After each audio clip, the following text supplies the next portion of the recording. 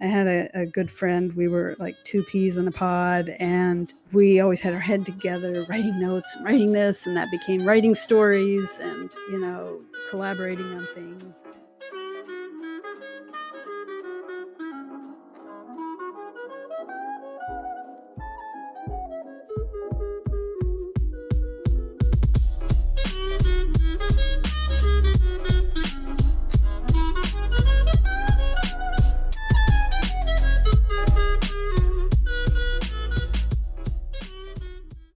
Welcome to Interview. Today I have my guest, Xina Uhl, author and writer. Hi, thanks so much for having me. Yeah, thank you for being here. Yeah. So, for the audience, can you tell me a little bit about yourself, what you're doing now, and what you've been writing lately? Sure. I live over here in Southern California, where today it's quite hot, but I am working as a freelance writer and also fiction author. So I've done a lot of educational books for kids, over 30, I think. I haven't really done the latest count, but primarily history. I also do biographies, technology, even some sports. And so as that kind of work goes, kind of up and down and with your various clients. And right now I'm really focusing on the fiction that I've been writing. I've done started publishing with that around 2000. And so I do multi genres, some romance, fantasy, adventure, historical, humor, Western, just all over the place. And so I'm working on that right now.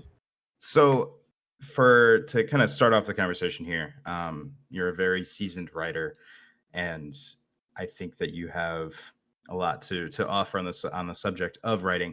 What's been the hardest part when it comes to being a full time writer, and what's the best thing that comes out of that for you?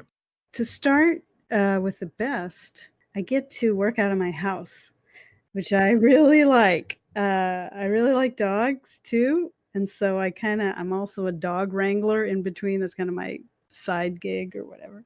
So I can have other people's dogs here. I get to spend time with my dogs, in my house. So that is really nice after many years of working in offices and everything. But that does also present a problem. It's one of the hardest things of being a freelance writer and working out of my home is that I don't get much social interaction like you get at an office. So, although I do talk to my dogs, they really don't answer very much. So I have to, I have to kind of plan out dates, outings, and things with my friends. So I go on, regular walks and meet people for lunch. And that way, when my husband gets home from work, it's like I don't have to talk his ear off because he's tired from what he's done. And so that keeps my social kind of bucket filled, I guess. So that is, I'm not terribly, extrovert or anything, but you do need that contact every day. So that's been hard. In addition to just kind of working on your own, you don't get the kind of everyday feedback you do in office environment. So sometimes, I'm sitting here at my computer, I've written something, I've turned it in, I'm like, okay, did I do it right? I don't know if I did it right. What kind of, so that can be a little bit disconcerting, depending on your background.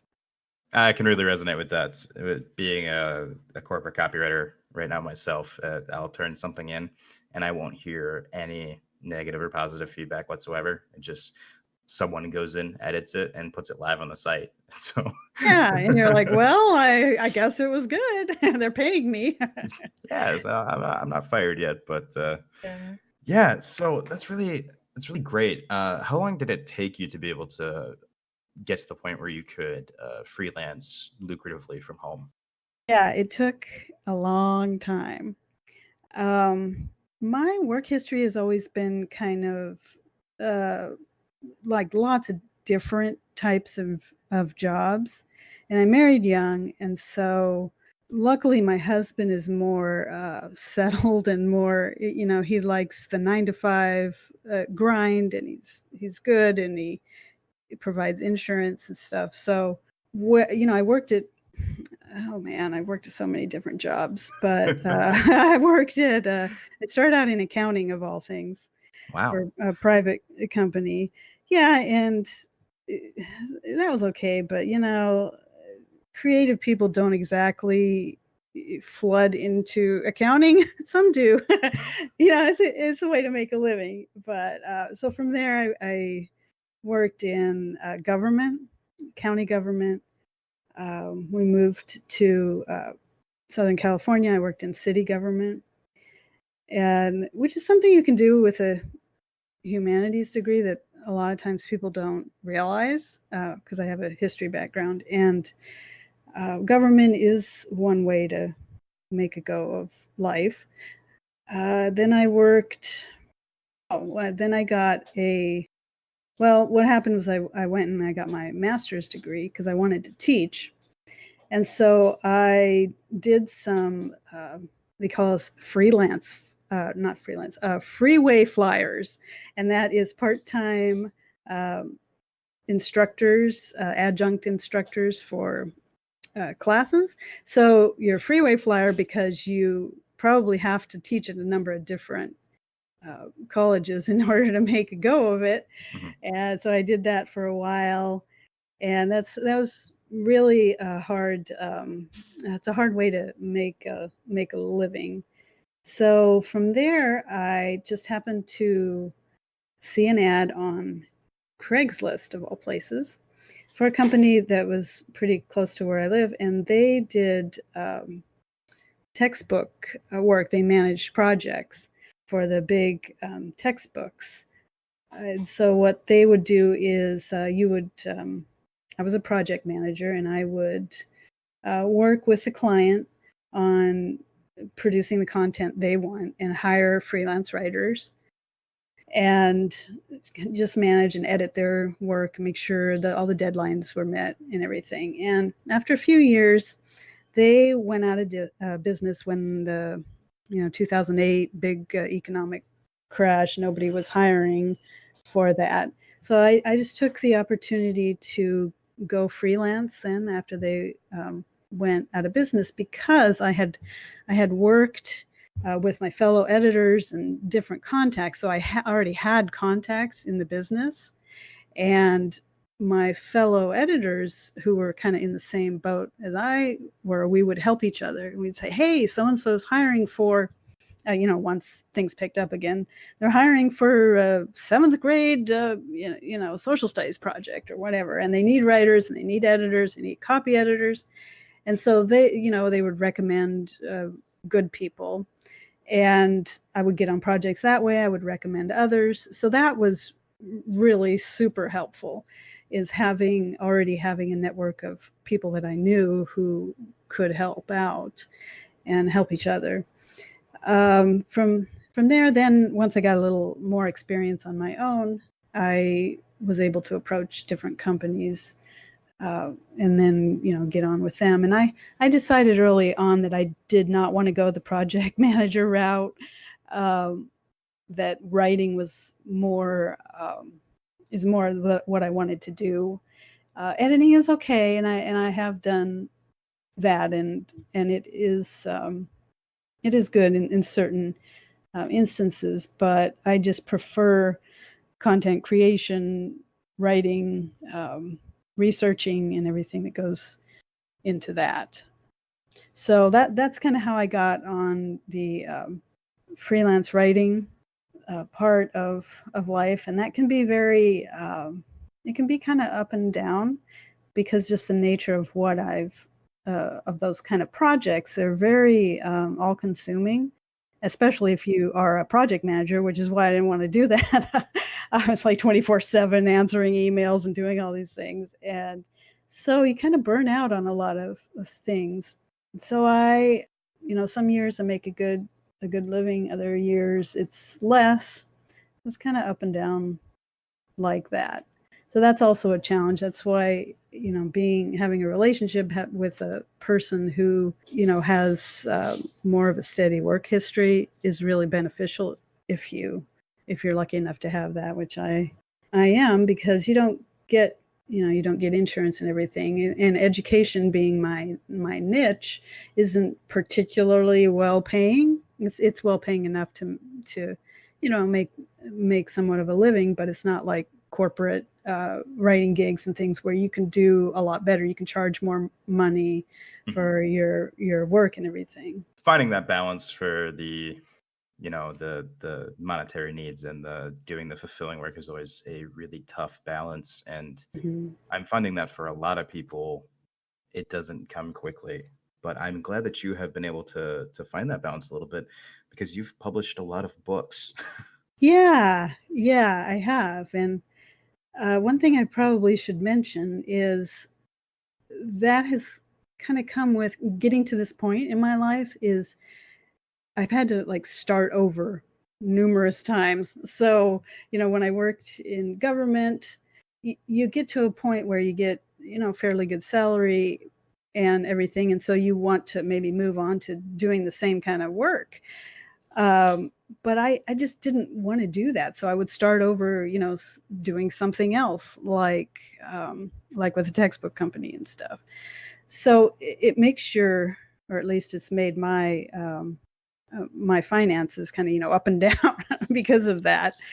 Mhm. But the willingness to start over and over again has helped me to get to the point where I am, because each kind of job that I would get, and um, coming to the point of being a freelance writer, it requires just different skills and different challenges, and you have to be flexible enough to meet them, which isn't always easy, because we all want to make a fairly good money and we don't want to start over again, which can really make your income go down for a while at least. When did you decide that you wanted to take the turn to fiction writing? Oh, fiction writing. It's just something I've done ever since I was smallish. Always had, stories in my head. And then when I got into high school is when I really started writing fiction. I had a good friend. We were like two peas in a pod, and we always had our head together, writing notes and writing this, and that became writing stories, and collaborating on things, and encouraging each other. Um, so I was always a big reader and was into TVs and movies and various pop culture, comic books, things like that. So it was just natural to start writing with that. And then I read in many different genres. So because of that, once you read enough in a genre, you have the internal sense of what it takes to create a story in that, or what at least is expected in that genre, or what kind of you know emotional goals you want to meet and things like that. So you can come up with the story easier, but the writing process has been really it's a difficult thing to learn to write well. I think somebody said, it takes 10,000 hours to like become a surgeon or whatever Mhm. work experience and education and training and all that. And I very much think that's true with writing.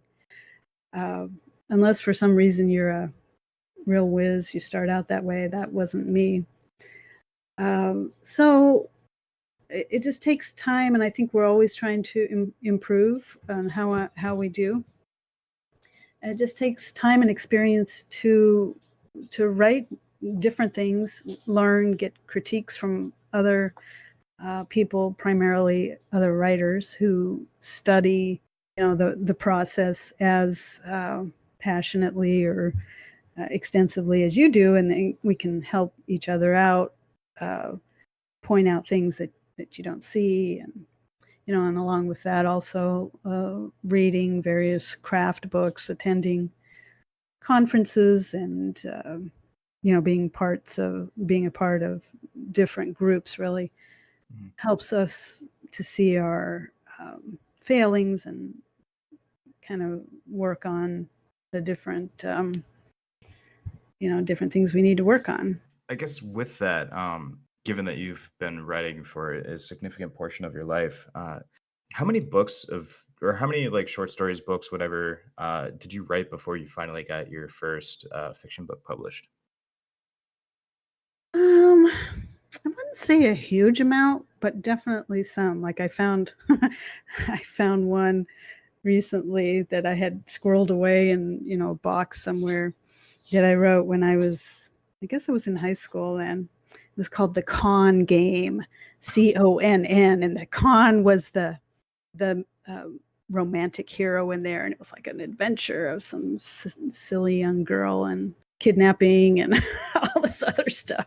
So I wrote, I would say, probably two or three full length novels and a number of shorter length things. I also did, like with my friend I mentioned, we did a graphic novel when we were in high school. She was an artist, or she still is an artist, but also a writer too.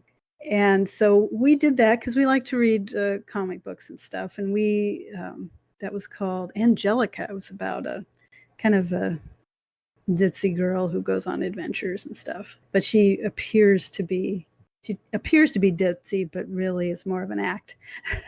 And so we sent it off to a comic book company, and they didn't publish it, of course, but they wrote us a really nice note, and they said, there are very few women in the business, or at least there were at that time, and keep at it, keep going. And so, but we never really, neither of us never really pursued that a lot. I mean, later in life, I've written a few screenplays and collaborated with her on those. They haven't really done anything just yet. But I'm in LA area. I think it's mandatory. You have to learn how to do screenwriting. Yeah. So I don't know. Nobody has beaten down my doors trying to hire me on that. But so yeah, it was quite a while before I really started publishing my own fiction. I guess that was probably around 2000. And I remember I sold my first short story to a now defunct, I guess it was online. I don't even remember their name or anything now, but it was so thrilling to be able to, get actual money for my work. And I bought this kind of Greek and Roman looking fountain with my paycheck, and I still have it. It's just wonderful to be able to look at that and know that that came from my work. But at the same time, it was almost a little bit of a letdown to make, to sell my work for money, because it's like, here it is, my precious baby, take it, and I exchange money for it, but now you have it and you can do whatever you want with it. And you don't get a lot of feedback from your readers and stuff. At least I didn't from that, from selling short stories. And so that always felt a little odd to me, which is why nowadays with the internet and everything, where you can interact more with your readers, is a lot more fulfilling in a lot of ways, because you get kind of paid by money, but you also get paid by people's comments, and it's nice to find out what they like and what they appreciate and everything in your work. So you mentioned that the bigger online community aspect, like being able to get like more direct feedback from your readers. How often do you interact with your audience, or do you have like an idea of like how big your audience is for your current published works? Maybe we can backtrack just a little bit, and I'll tell you about a shameful secret. No, and that is that after doing a little bit of publishing and writing for a long time, it's very isolating, and that kind of lack of community and comments and everything really got to me after a while, and it just wasn't fun to write original stuff anymore. And then so somehow I got swept up in TV show Supernatural, and there's a huge online community, or there still is, but especially at the beginning, it was very passionate. Lots of people writing fan fiction, and at that time it was on LiveJournal. That's a callback. He's since moved to yeah, it was great. It was awesome. And then what's the one? Fanfiction.net. Is that the huge pit of that's an accurate term. Yeah, I mean oh good Lord. I mean, there's occasionally you'll come upon something that's really good on that site. But when you're really enthusiastic about something, or you don't know any better, you go on there and read things. And that's kind of how I got hooked into LiveJournal and writing various things, and getting a lot of feedback from readers was just so wonderful that after a few years of doing that, I kind of got my mojo back and started working on original works again. So the nice thing about the internet and everything is you are able to kind of quantify your audience in ways. If you have like a newsletter and people are subscribing to it, you can see, or you have a Facebook page and people are liking it, or even emailing you, like my novel Necropolis, which was the first novel that I ever published. It's a fantasy that is really influenced by ancient history. That's what my master's degree is in, the ancient Mediterranean. So I had a lot of fantasy aspects, along with like Roman, influence and Greek influence and stuff in there. So I got an email from a guy in Spain, which was very exciting. So kind of a worldwide thing. So it's not I wouldn't say it's a huge audience, but significant.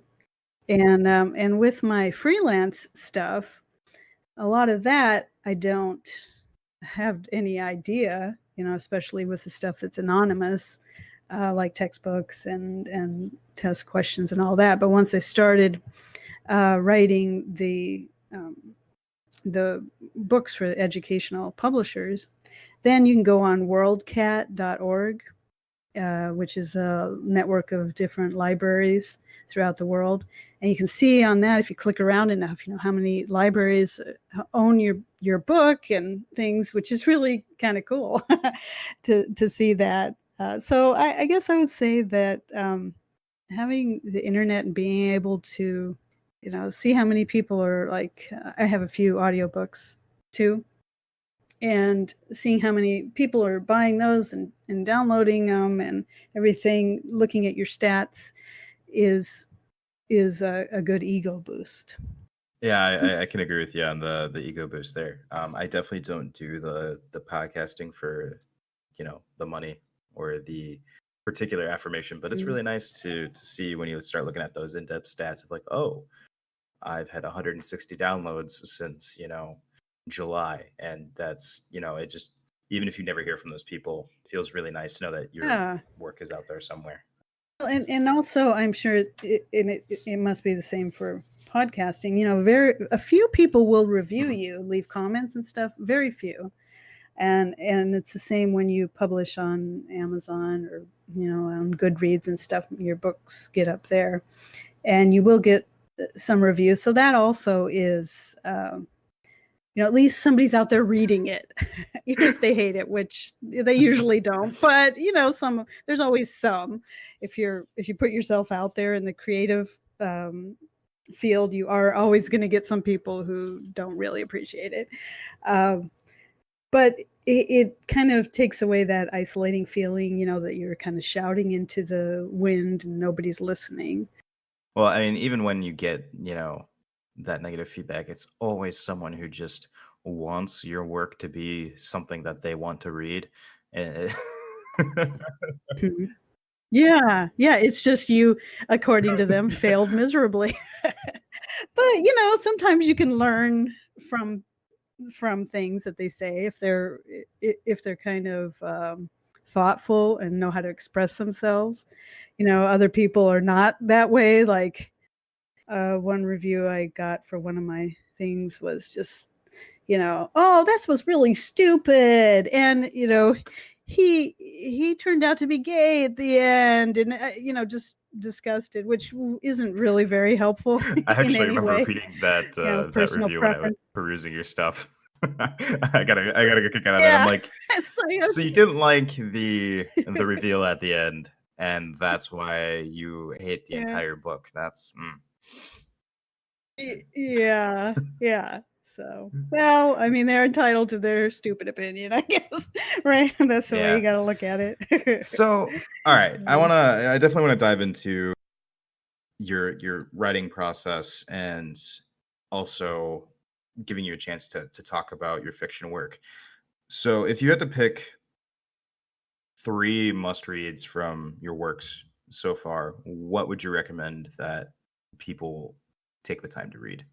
yeah, that's interesting because I read a lot of different things. I guess I would kind of put them into two main camps.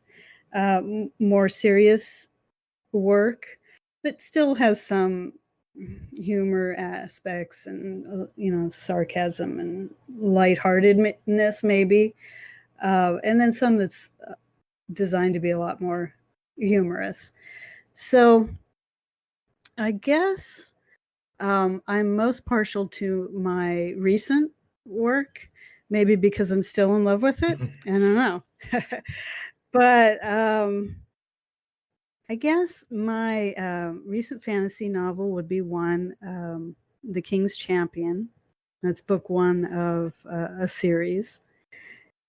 And that's more of a young adult novel. It's kind of, in a lot of ways, it's a typical quest story, but the real heart and soul of it is a friendship between the main characters. And of course, it's a adventure and everything. So there's that excitement that goes along with it. But the good versus evil, looming thing that's always there in fantasy is part of it too. So I guess that would be one of them. One of them would also be, I guess, a shorter work that I published. It's a novella called All Mouth and No Trousers. And that is humorous, romantic, and historical all at once. It's about the British Antarctic base at about 1900, just the turn of the century there. And there were no women and really no bases down there at that time. But there were I've done a lot of research into explorers. And so I tried to put that together with other, research about the time, and made a kind of a fun story that's about a kind of grumpy, stodgy commander of the Antarctic base, and his secretary, who really is quite the fetching young lass who knows what she wants.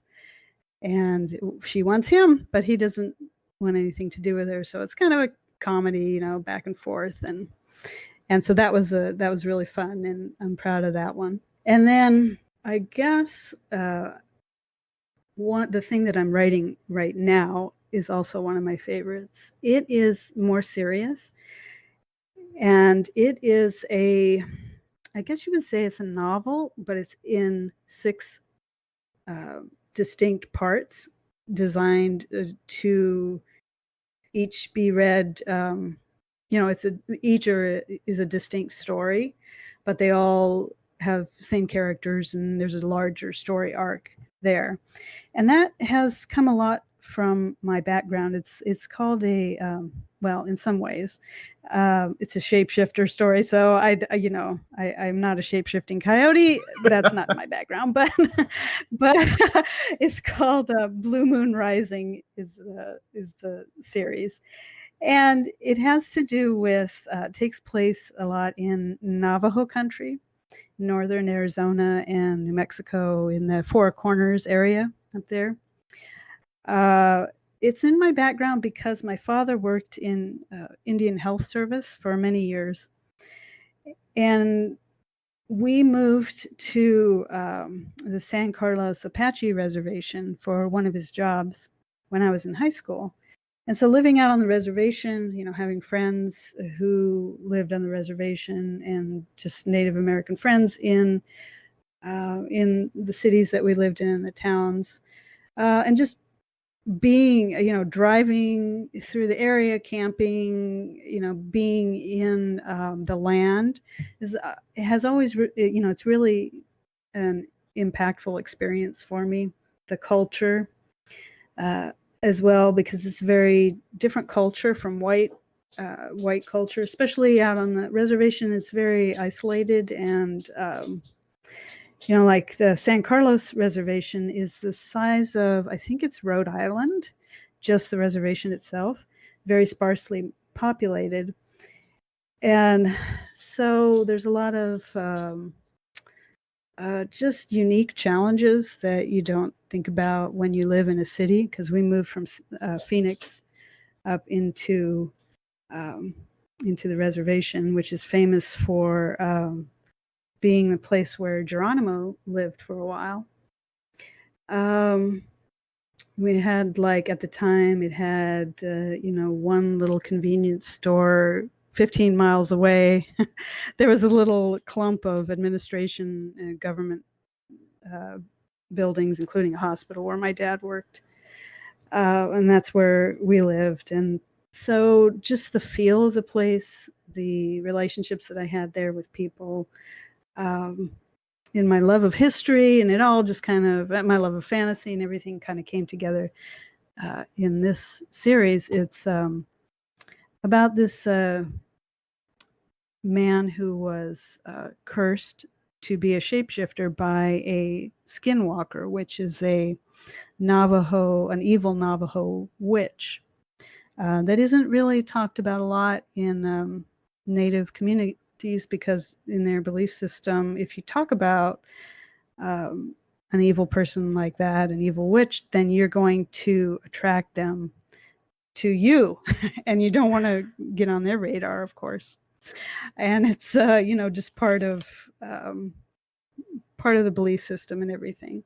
So that's what I'm working on right now, and it has some, I guess, wry humor in some places, but for the most part, it's more fantastic. Also set in present day times, which a lot of my work is set in the past. So that was kind of a long, rambling answer. I hope that. No, that's great. So comparing your older work to what you're working on now, why did you choose to back away from the like historical context, like doing the fantastical historic fiction, or just doing the historical fiction in itself, and then moving towards something set in modern day? Was it just something that felt maybe different and better to write this time, or is there a particular reason that you wanted to move that direction? I wouldn't say that I've given up historical work.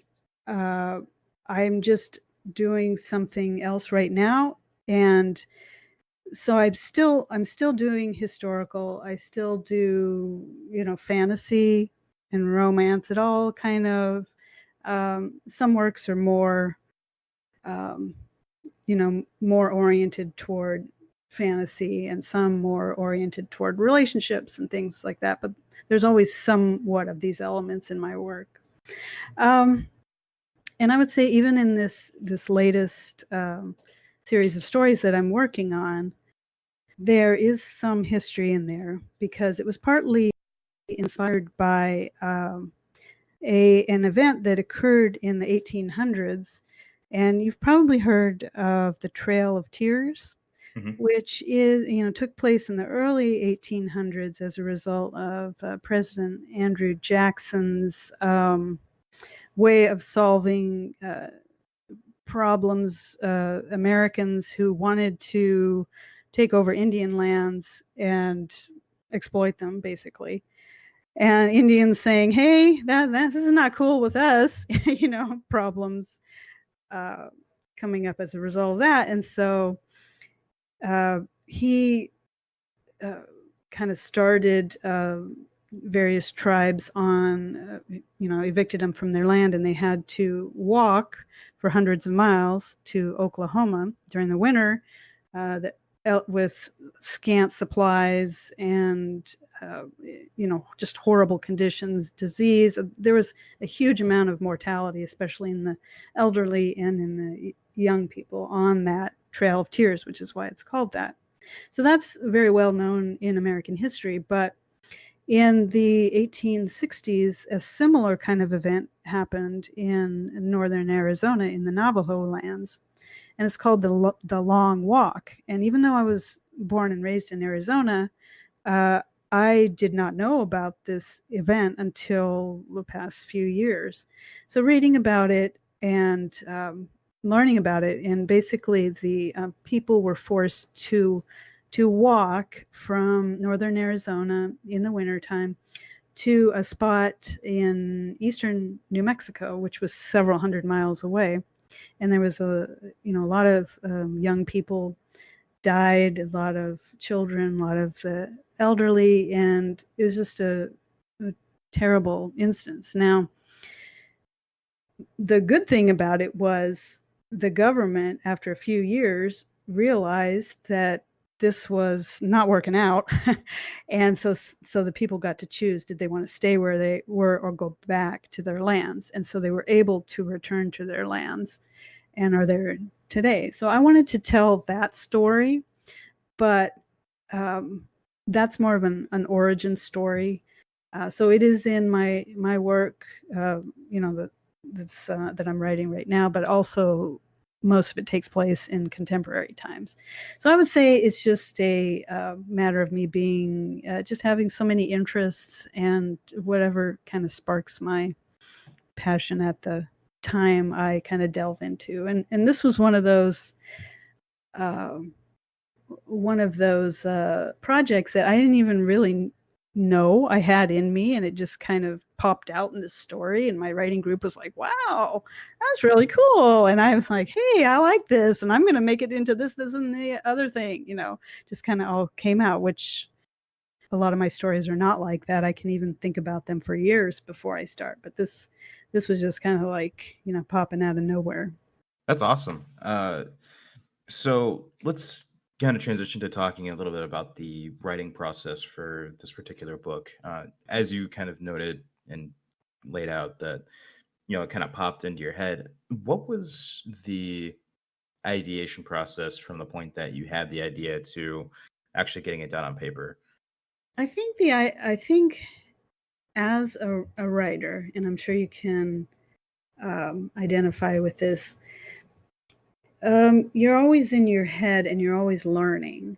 So you're always observing people, or you're learning and taking in information and stories through media, through what you're reading and what you're watching on TV, and just your various interests in life. And so for me, I have a real passion for animals and for the natural world. I grew up camping and driving on road trips across the country, and I love being out in nature, hiking. Um, it just makes me feel so settled and kind of harmonious. Whereas the everyday life in cities and everything is so loud and quick and blaring, and everybody's rushing around, and we as human beings are taking uh, you know we make these huge edifices, and we we pave over the land with our roads and anyhow. So just thinking about that is the way that we as human beings also treat the natural world, like um, poisoning rats and whatever, and then a hawk will come down and eat the dead rat, and then they get poisoned, and just the way we've wiped out so many species and stuff really bothers me. So that, in combination with my other interests and things that I've read and my history, just kind of all came together. And I just sat down. I just finished a long project, which is my novel that's going to be published on October 1st. It's a humorous Western.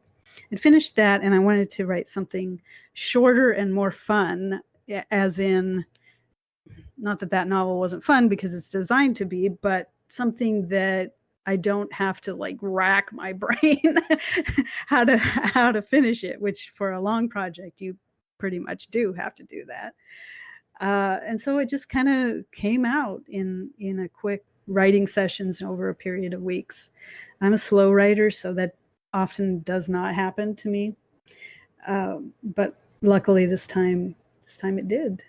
Did that answer your question? I kind of got lost there, I think. No, that's good. Mm-hmm. I think that does set up my next question pretty well. So thank you for that. So you brought up that you're a slow writer. What's your typical writing goal in the day today? Like if you're gonna sit down on, say, Monday, and you're gonna do your creative writing, and then like maybe Tuesday, Wednesday, you're gonna do like your freelance work. Mm-hmm. What's your usual goal? This has been something that has taken a long time for me to set up in my life. For when I first started writing fiction, I would get all enthused about whatever project and just kind of sit down every moment to just scribble out a few sentences, even if I only had like 10 minutes or whatever. And it was just so much fun. I would do it all until I was finished. And then I did some projects like that, but that's not really, inspiration is not a good way to really put out a lot of content in any kind of regular basis. I discovered. So, because I went a long time especially when I was in school and just finished with other work, where I didn't write at all, and that did not feel good.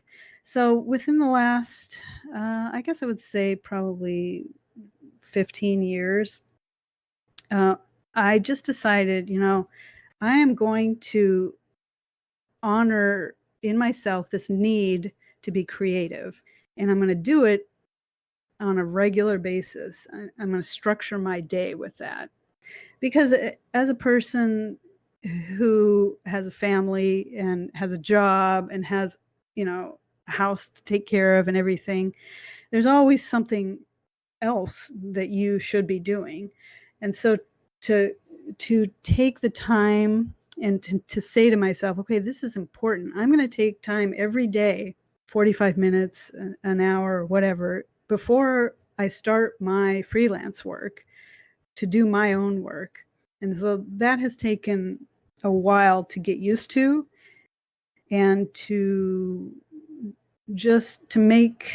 convince myself this is what has to be done. And I'm going to do it. And so that has made the most difference in my productivity, even though I am a slow writer. So I will sit down and at least Monday through Friday and write for a period of 30 to 45 minutes in the morning, and usually in the afternoon as well. And with that, sometimes I do a writing sprint with somebody else. So what that is like, you arrange with a fellow writer, hey, let's sprint at 10 a.m. tomorrow. Okay, I'll do it then. So you coordinate, and then you set off and you just write as fast as you can, basically, which isn't always that fast for me, but you focus on what you're doing and then compare notes after 30 minutes. Is really very helpful, especially when I'm stuck on something, to have that outer accountability. So the two ways I kind of approach my work is to kind of be blue collar about it and make a schedule and stick to it. Doesn't matter if I'm inspired, I need to sit down and do it. Sometimes it's like pulling teeth, other times it's a little easier. When I have the outer accountability of somebody else counting on me, like during a sprint, that helps to get it done. So as far as word count and everything, I try to do at least uh, 400 words maybe at a time. Sometimes it just doesn't work, but that's rarely. Once I sit down to actually do it, I am managing to get some words down. And I'm not like one of these people who just kind of vomits out their draft. I edit as I go, which makes me slower, but when I finish something, it's pretty much done. I don't have to go back and rewrite significant portions or go another direction. When I first started, I was more of what they call a pantser, just writing by the seat of my pants, not outlining, not really knowing where I was going. But that's really inefficient, I discovered as time went on, because it would take a long time to fix my mistakes, and I would get off track and not write for months and months because I didn't know where I was going. And so I've learned how to outline. It really helps me to know what happens next, and so that can get me going again. That's really insightful. I think I'm guilty of being the word vomiting type, but with my journalistic background, I tend to clean my thoughts as they're coming out. But yeah, I think it's definitely okay to be a slower writer, and I think there's a lot of people my age in particular who think that they need to be flying by the seat of their pants if they were gonna Mm, get their work done because it's so easy to get distracted. So I appreciate the insight there of write slower, write cleaner, so that you don't mm. have to do as much back end work when you've completed your project. Well, it really depends on knowing yourself and how you want to be. I mean, I've seen writing advice. It's like every first draft is a piece of shit and whatever. And if that works for you, that's great. But that just doesn't work for me. I yeah. So you just have to find what really works for you, what resonates for you, and if it, try different things, and you'll come up on it at some point.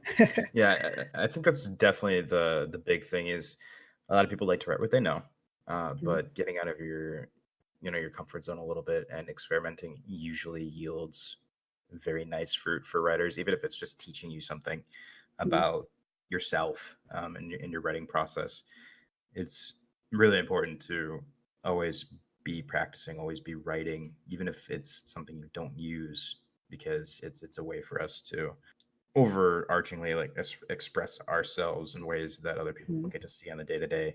Right. And trying to write for the lowest common denominator, or just trying to write the same stuff that you're always consuming, can start to get very exhausting because that might not be what you're wanting to express.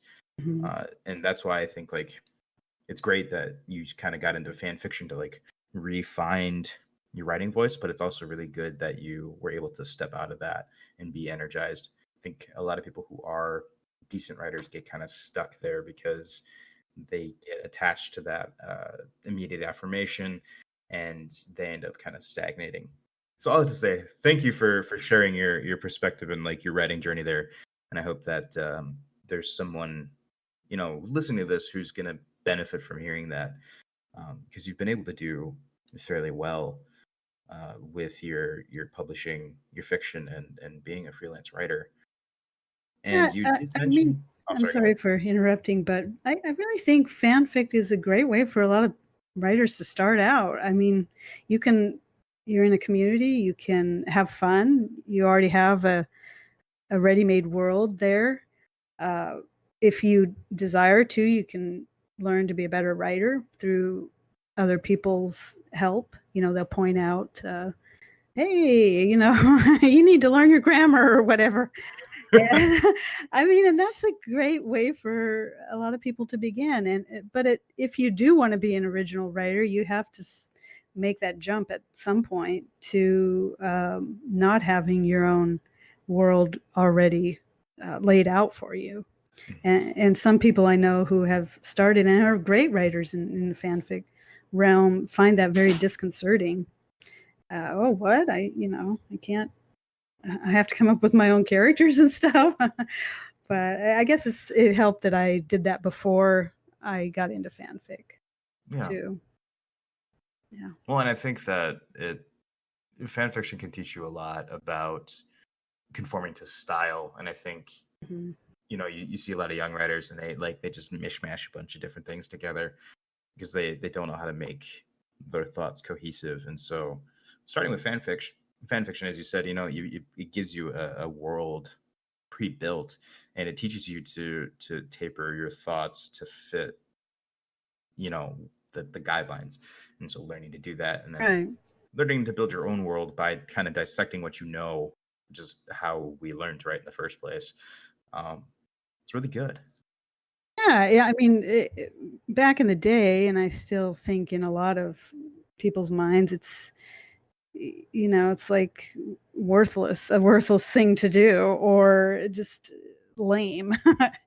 And it's really not. I thought that way before I started doing it, but just realizing the benefits of it and the enjoyment of it, which needs to be part of your writing, even when you write your whatever you're doing for pay, like when I did my freelance stuff. When I do that too, you need to have some enjoyment in what you're doing, or it takes your soul and grinds it into dust. Yeah. And that's not a fun process. Don't put No. yourself through it longer than you have to. Right. So you did mention that, and you snuck it in there earlier, that you've got a book coming out on October 1st. Yes, I Would you do. would you like to expand upon that Sure. before we close out? Sure. It is kind of a wacky story. It's called Lady Law and the Texas D Rangers, and it is a Western comedy. And I like to kind of describe it as a cross between Blazing Saddles and Romancing the Stone. So it kind of, I guess it comes in my psyche from when I was growing up and watching all these westerns and B movies and Tarzan and this and that, and getting that in my brain when I was young. But it's a story of a lady sheriff, and she got her job because her dad was sheriff before her, but he died from a bad batch of coleslaw. So she took over from him. And there's a slick gambler who comes into town, and so the two of them kind of face off against each other. He's more of a petty thief type of guy, and she's all about law and order. But there's some attraction there. But there's a zany outlaw gang that is making its appearance, and you need to go gather a posse and track them down. And there's a lot of just kind of a rollicking adventure, a lot of banter. I really like witty banter between characters. That to me is a lot of fun. So that is coming out. It's available for pre-order right now on Amazon, and it's debuting by the time probably this podcast will go up, which is October 1st. So if you are interested in that or my other writing, you can check out my website at XU Writer. That's not like rider as a horse rider, but writer, WRITER.com. And I will put up a special page on my website for your listeners of this podcast. So it will be xurwriter.com / name of the podcast, NTRVW. Yes. So I'll have links and of my stuff and things I've talked about here, and also there'll be how to access a free humorous short story that's in the same universe as the novel that can give you an idea if you are interested in the story, and it is a lot of fun creating it too. Well, it sounds positively delightful. I'm looking forward to picking up a copy myself. Now we got a couple minutes here. You plugged yourself and where to find you. Do you have any social where anybody from here can connect with you on like Instagram or Twitter or anything like that? Yeah, definitely. I'm not a huge Twitter person, but I do cross post over there, and sometimes I will pop up. I try to use XU Writer for everything because my name is kind of weird, Xina Uhl, and I just figure XU Writer is just shorter. It's easier for people to figure out. So you can find me there on Instagram, on Twitter, and then I have a page on Facebook that is Xina Uhl. So I'm there, and I do a blog on my website too. Occasionally I'm there, but mostly I have a newsletter that I send out about once a month. And so everything will be there on there as well. That's probably the best way to learn what I'm up to and access is follow the newsletter. Perfect.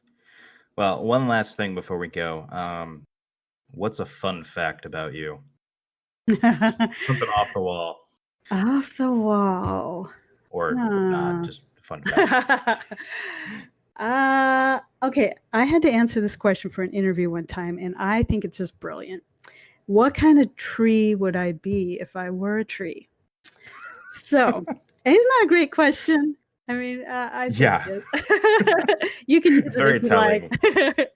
Well, I think I would be like an ancient bristlecone pine. In that, not that I'm so ancient, although I'm probably more ancient than a lot of people listening, but that I love how they're kind of twisted and gnarled and colorful, and they are sparse in that there's not a lot of leaves and everything, but they kind of create their own type of art. So I like to think of myself as that, because like everybody who spends any amount of time on this earth, it's hard sometimes.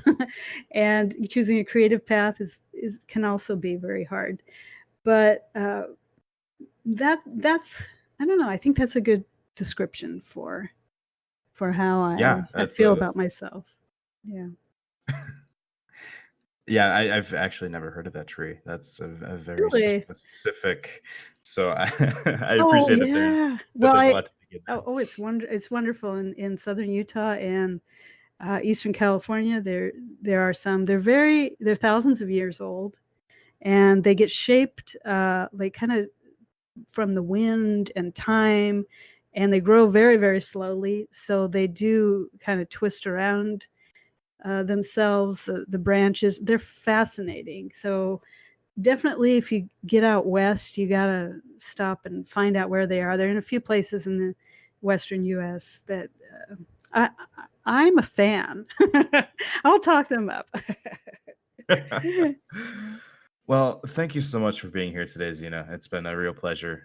Thank you for sharing your incredible insight into writing. And I hope that you're able to find a lovely audience for your next book. Thanks so much. I really appreciate you having me on. It's been a really great interview. You have a talent for that. Oh, thank you. So I appreciate that. Sure, you do. You're very good at it. So thanks so much. Yeah, thank you. And thank you, listener, for taking the time to listen to this episode of Interview. We'll see you next time.